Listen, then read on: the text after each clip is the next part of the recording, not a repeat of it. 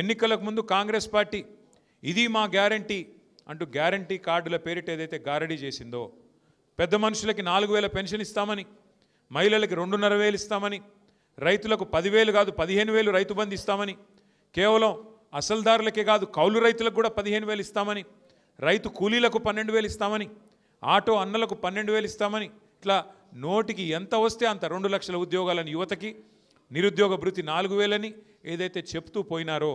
వాటన్నిటి విషయంలో మళ్ళీ ప్రజలకి ఒక్కసారి తిరిగి గుర్తు చేయడానికి,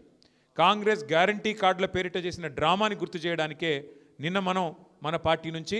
కాంగ్రెస్ బాకీ కార్డు, అంటే కాంగ్రెస్ బాకీ కార్డు అంటే ఏ వర్గానికి ఎంత బాకీ పడ్డారు, రైతులకు ఎంత బాకీ పడ్డారు, అట్లాగే రైతులకు ఎంత బాకీ పడ్డారు, అట్లాగే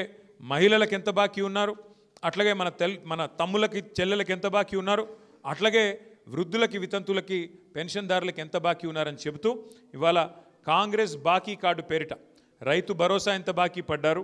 నిరుద్యోగులకు ఎన్ని ఉద్యోగాలు ఎంత బాకీ పడ్డారు, ₹1,00,000 కేసీఆర్ గారు పెళ్లికిస్తే కళ్యాణ్ లక్ష్మి పేరిట షాదీ ముబారక్ పేరిట మేము తులం బంగారం ఇస్తామన్నారు.